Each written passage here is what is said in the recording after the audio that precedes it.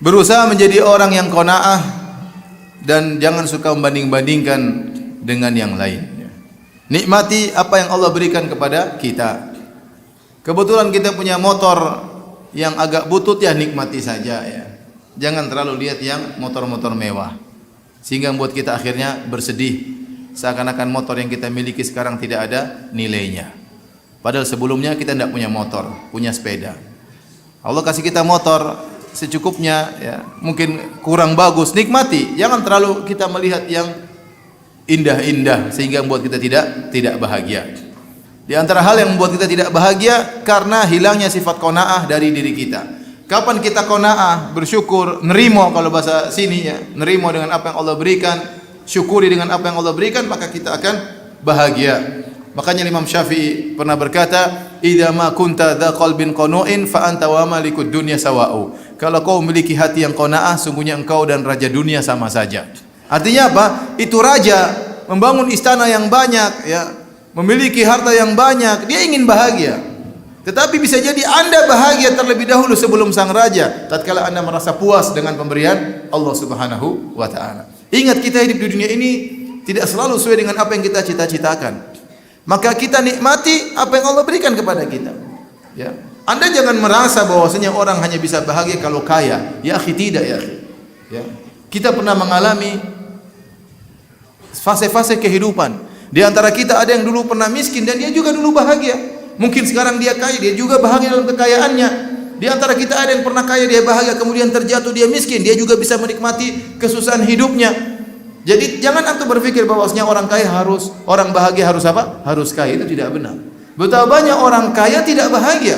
Silakan ya, kita dengar-dengar berita orang kaya cerai sama istrinya, orang kaya anaknya narkoba, orang kaya ini anulah berfoya-foya, macam-macam permasalahan kehidupan yang mereka rasakan. Kapan antum qanaah, maka antum akan bahagia. Ya. Maka saya selalu ingatkan ucapan Nabi sallallahu alaihi wasallam. Kalau tatkala beliau dalam perang Khandaq, kemudian Nabi sallallahu alaihi wasallam melihat para sahabat menggali parit dalam kondisi musim dingin, kekurangan makanan sampai mereka harus makan makanan dari minyak yang tengik saking tidak ada makanan. Sampai para sahabat harus mengingatkan batu ke perut mereka karena kelaparan. Nabi pun mengikat batu di perutnya karena kelaparan. Sementara musuh akan datang 10.000 pasukan dalam waktu dekat. Mereka harus menggali parit dalam waktu singkat, berkilo-kilo dengan lebar 5 meter, dengan dalam 5 meter. Waktu Nabi melihat para sahabat sedang menggali parit dengan susah payah, maka Nabi berkata, "Allahumma la aisha illa aishul akhirah warhamil ansara wal muhajirah." Ya Allah, sungguh tidak ada kehidupan yang sungguhnya kecuali kehidupan akhirat. Rahmatilah kaum ansar dan kaum muhajirin. Artinya kita sulit-sulit hidup seperti ini cuma sebentar. Kehidupan yang sesungguhnya adalah apa? Akhirat. Kehidupan sesungguhnya adalah akhirat. Maka nikmati apa yang Allah gariskan kepada Anda. Berusaha menjadi lebih baik, tapi nikmati apa yang Allah berikan kepada kita. Saya ingatkan kembali, bahagia tidak harus kaya raya. Ada orang punya perusahaan yang besar, punya anak buah mungkin ribuan, pekerja, belum tentu dia bahagia. Ada orang mungkin hidupnya cuma sederhana, rumah yang sempit, waktunya tidur dia tinggal taruh kepalanya di bantal langsung apa? Tidur, bahkan ngorok, bahkan mengganggu istrinya. Satunya harus pakai obat tidur. Tidak mesti. Ada orang bosnya wajahnya serius terus, sementara supirnya tersenyum terus. Supirnya lebih bahagia daripada bosnya, dan itu ada, ikhwan, ada orang seperti itu. Ada orang cuma jadi anak buah, mudirnya pusing terus, mending jadi anak buah. Meskipun disuruh-suruh, dia lebih mudah tersenyum daripada direkturnya. Seperti itu.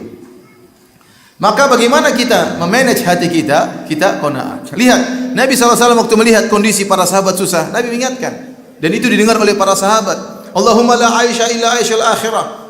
Ya Allah, sungguh tidak ada kehidupan yang sungguhnya yang hakiki kecuali kehidupan akhirat. Kata Syekh Utsaimin rahimahullah taala, ini juga kita ucapkan tatkala melihat kemewahan. Kita bilang Allahumma la aisha illa aishul akhirah. Ya Allah, tidak ada kehidupan yang sungguh kecuali kehidupan akhirat. Ante mungkin naik motor butut, kita lihat orang pakai motor Harley begini. Kita bilang tidak ada kehidupan kecuali kehidupan akhirat. Ini motor akan masuk bengkel. Tenang saya. Antum melihat orang rumahnya mewah, antum rumah sederhana. Kebahagiaan bukan harus di rumah mewah.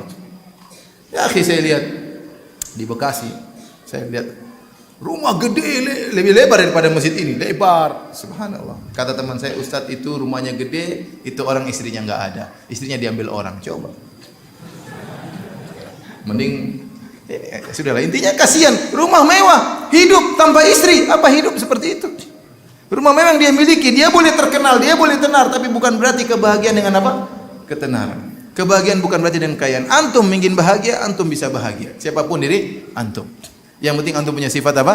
Qanaah. Kalau antum melihat orang punya kelebihan, bilang tadi, Allahumma la aisha illa aishul akhirah. Ya. Tidak ada kehidupan yang sesungguhnya kecuali kehidupan akhirat. Apalagi antum pikir lagi, waduh, itu rumahnya besar kayak gitu, gimana hisabnya nanti? Saya segini-segini saja sudah susah hisabnya, apalagi apa? Apalagi dia. Kalau antum berpikir begitu kan enak. Antum tidak tamak, tidak rakus, harus seperti dia, harus seperti dia. Oleh karenanya ibu-ibu hati-hati dalam hal ini. Yang suka nonggo ya. Itu Abi, itu suaminya belikan ini, Abi juga belikan dong.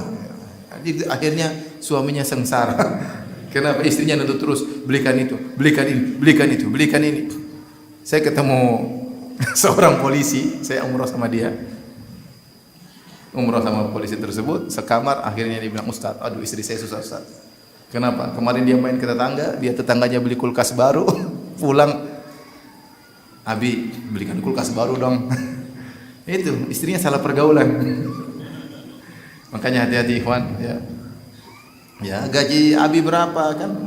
Belum tentu bisa belikan semua yang diinginkan oleh istri. Tidak setiap saat kita bisa update, ya. Kulkas selalu update, ya. HP selalu update, sepatu harus update, lama-lama istrinya juga update.